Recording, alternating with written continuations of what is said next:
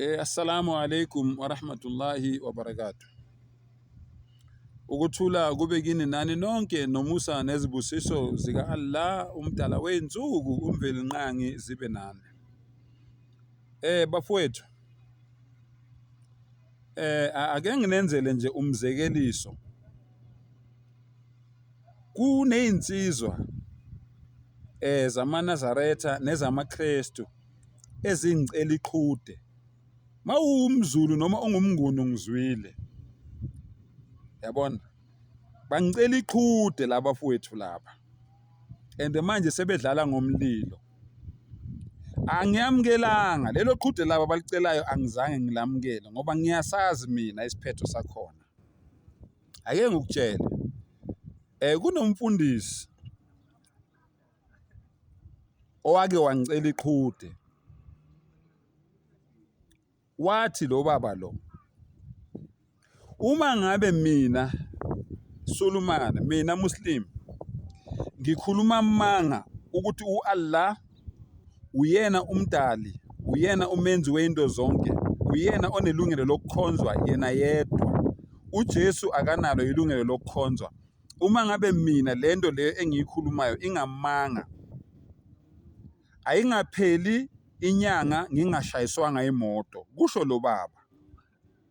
Wasethi ke naye ngoba naye uyagaranta, uyaqinisa yena ngobuKristu bakhe ukuthi uJesu uNkulunkulu, uJesu uyinkosi nomsindisi, uJesu weza emhlabeni ukuzofela izono zabantu, ewuNkulunkulu enjalo. uJesu uNkulunkulu owazishintsha weza emhlabeni esimeni somuntu. Wavundla esibelethweni, uNkulunkulu wavundla esibelethweni ukuze izwe lisindiswe ngaye. Uma ngabe ukuthi lento ayikhulumayo noma le akholelwa kuyo ingamanga, naye akungapheli inyanga imoto ingamshayisanga. Ngabiza umama wakwakhe, ugogo, ngathi gogo sondela, nanga umkhulu edlala ngomlilo. Ngicela ukuthi umkhuze magogo ngoba mawudlala ngomlilo umlilo uyashisa. Awukwazi ukudlala ngomlilo ungashi. Wafunga wagaranta impela umkhulu. Ngathi gogo ufakazi, wathi yebo. Wafunga wagaranta umkhulu. Ngathi gogo ngicela ukuthi sisayineni phansi. Wayeza ne-exercise ugogo, sabhala, ugogo wafaka isignature yakhe, nami ngafaka yami, nomkhulu wafaka yakhe. Wabhala, wena wabona umuntu epolice station enze affidavit. Senzelani? Ukuthi mayenzeka lento le, bethi bayangibophisa. Bese ngiyakuveza lobo bufakazi lobo ukuthi umkhulu uyena owayicelela lelo qhude lelo. Lalelani ke bafowethu.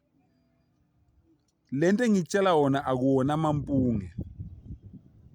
Ayiphelanga i2 days. Yamshaya imoto omkhulu. Ungizwe kahle. I2 days ayiphelanga. Uthe yena inyanga ingapheli. 2 days down the line. Ngikhumbula ngangihleli naye kuyiFriday. Sunday akazange aye esontweni, yamshaya ekseni imoto yesitore ethi yothengisa inkwi. Yamshaya imoto. So bafowethu, ngiyanicela maNazaretha nani maKristu, leli qhude leli ningicela lona angilamukeli. Njengoba nithi nina uma ngabe ngempela uShembe engeyena uNkulunkulu khona kufanele kwenzeke kimi.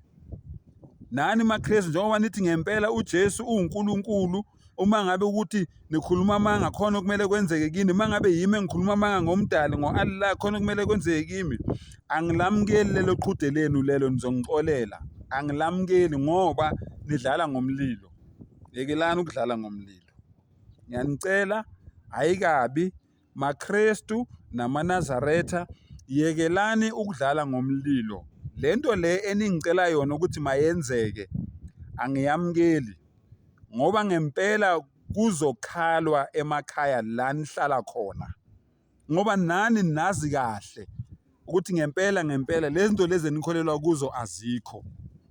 Azinisebenzeli. Akusho mina, kusho umbhalo. Kudala ngininikeza amavesi ukuthi uNkulunkulu munye ababaningi. Kudala ngininikeza amavesi ukuthi uShembe akayena uNkulunkulu. Namanye amaNazaretha ayangivumela kodwa nina ningicela iqhude. Nifuna ukubona amehlo esipokwe, nifuna ukubona ubhanana onamathambo, nifuna ukubona inkomo izale orange. bafowethu, iyekeleni lento ngempela. Ngiyanikhuza. Ningangithuka nigcine la nithanda khona, kodwa leli qhude leli ningicela lona, hayi linzima kakhulu, ngeke nikhona ukudla kulo. Angiyibongele.